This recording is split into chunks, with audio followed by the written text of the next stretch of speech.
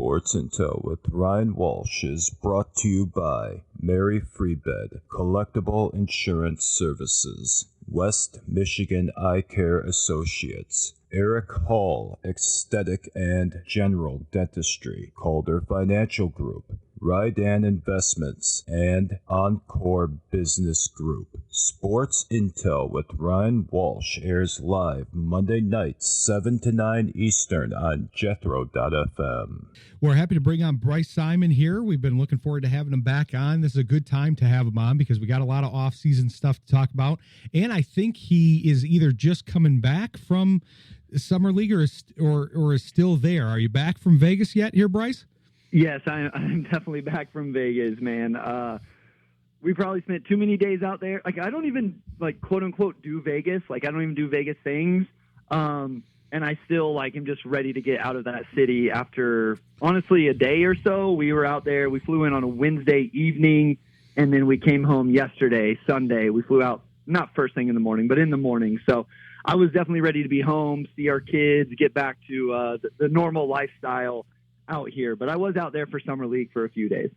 Yeah, I don't blame you for wanting to come back. My mom and I went out there in June and did some fun stuff. Also, not the regular kind of Vegas stuff, but went to some concerts, stuff like that. Yep. But because that stuff is all great. But one of the things on my sports bucket list is actually the Summer League, which I know that's not necessarily like similar to maybe like going to the NBA Finals, which I have been to, or some of the other things, the Super Bowl, etc. But the Summer League seems like a very interesting environment, and I like the environments that are a little bit more relaxed, where you're milling around, talking with people, getting to interact with the people out there. I've found that the Basketball Hall of Fame celebration is like that. I have several pictures of my mom who's not very tall, and she's laughing at that in studio here, with some very tall basketball players, because we were able to interact with Charles Barkley and Dikembe Mutombo and Julius Erving,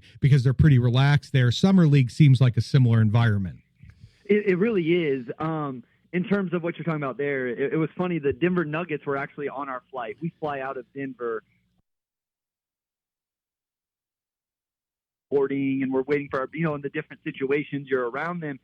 She's like, man, they make you look so small, which, isn't normal, because in my normal life at 6'6", 220 pounds, I'm much larger than most people. And so it is a little different whenever you're at the arena. That's the only place I feel like I'm just, I'm kind of like everybody else, same height, all of that. But that is what is cool about Summer League. I tell people all the time, I don't end up watching the games as much as what I would like. I'm definitely a worse scout and analyst, that is awful, analyst, when I watch games in person, because I'm always talking to this person or that person, or, you catch up with a fan or whatever.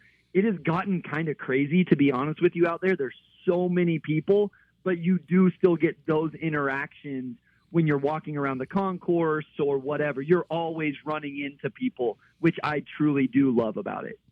Oh yeah, that's a fun part of it, and I know you maybe didn't necessarily get to break it down like you normally do yet, but we still trust your scouting very much on this show. So I'm curious about what you saw. I haven't had a chance to watch the games yet. I will, but I wasn't able to do it before the show. I looked at some of your coverage of it and the box scores and everything, but I like that. I watch all of the Summer League games. I watch a lot of the G League games, etc. And it seems like an interesting squad this year, but I'm curious what some of your takeaways were. Yeah, so, if people want to check it out, shameless plug, the Motor City Hoops Substack, I put raw notes. It's not like paragraph form. It's literally just I type out notes as I watch the game. Great drive by Ron Holland. Ron Holland's really passing the ball well. It's a little more detailed than that, I would like to think, but that's what it is. So if that's your cup of tea, you can go to the Motor City Hoops Substack. It's completely free. Check it out. I have notes on the first two games.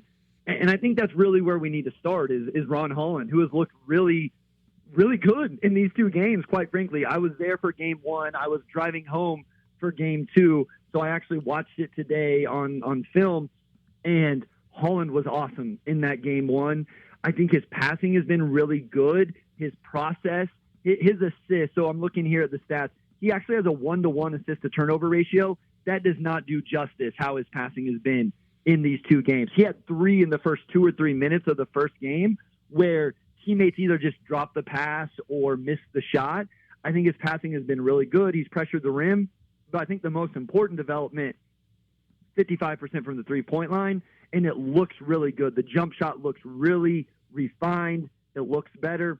I think he's looked every bit of the part that you would want Ron Holland to look in his second season of Summer League.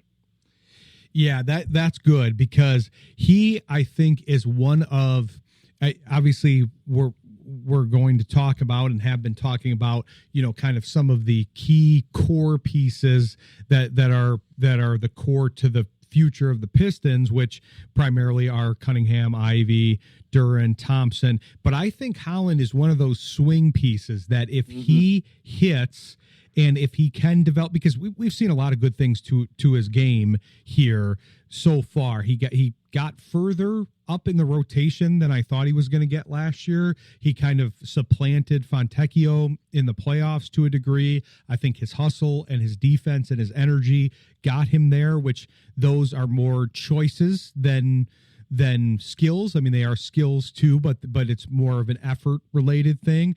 And so it's, can you develop some of those other skills? We know he has athleticism, but the shooting, like you mentioned, and some of that playmaking, because man, there were some games where he showed some big time flashes last year. I like that he had to be the feature guy on this team and got that experience because if he can be that and be some of that juice for that second unit, which should be pretty solid this year, that could be a huge boost to this team as they're trying to work in some of those new pieces and work on the rotations and see who is in those rotations.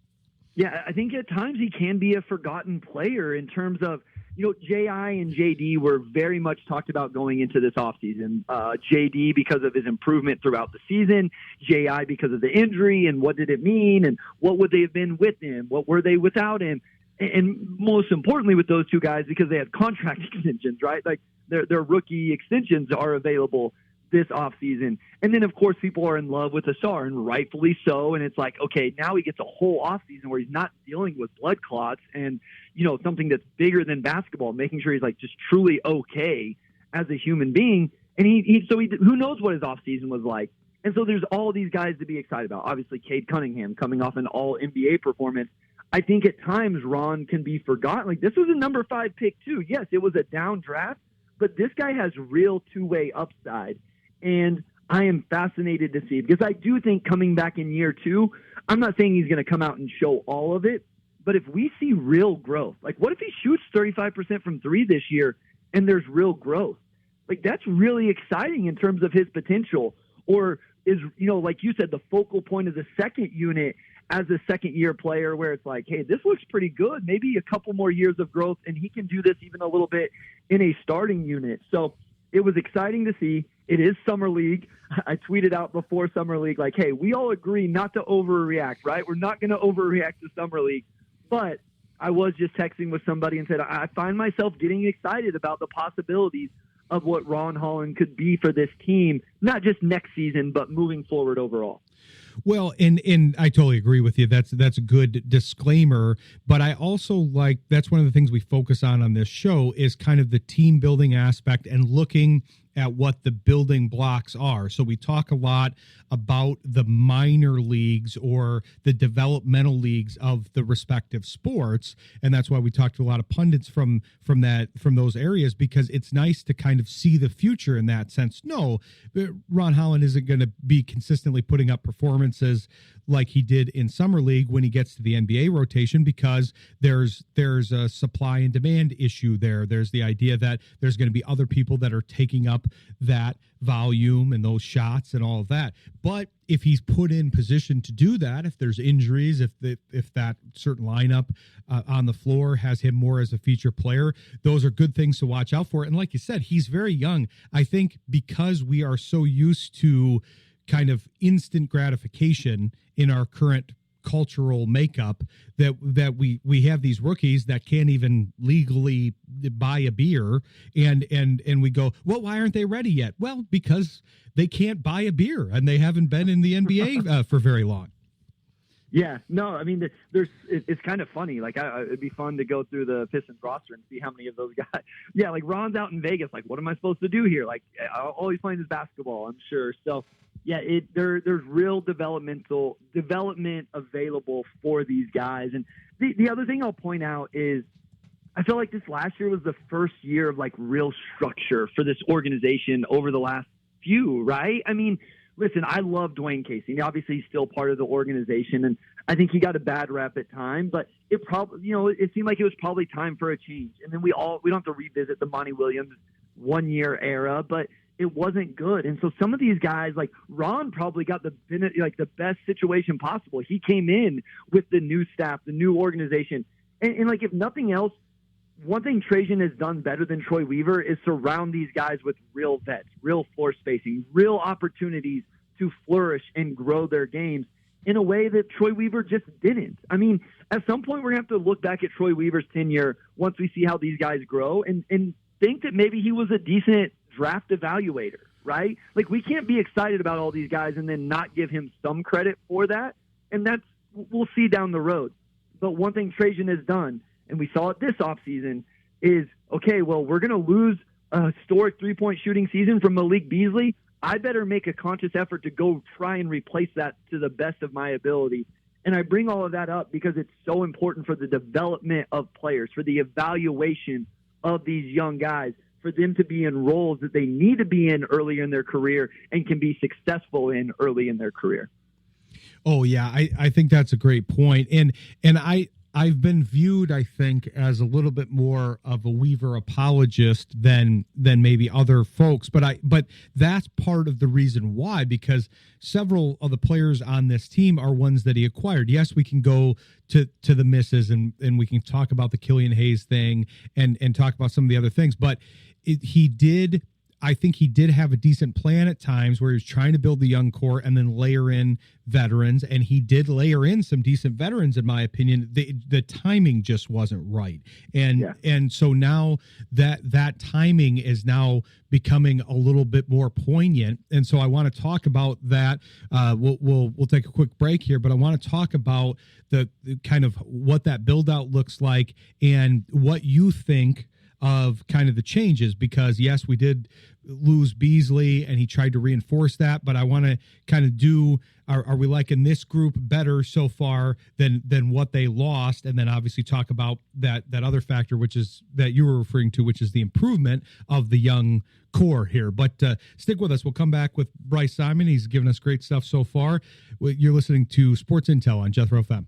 Sports Intel with Ryan Walsh airs live Monday night, 7 p.m. Eastern on 94.9 FM in Grand Rapids, Michigan, 98.9 FM in Plainwell, Michigan, 99.5 FM in Lowell, Michigan, 105.1 FM in Kalamazoo, Michigan, 980 AM in Otsego, Michigan, and worldwide on Jethro.fm. Sports Intel with Ryan Walsh, executive producer, Deb Kay, producer, Rex. Sports Intel with Ryan Walsh.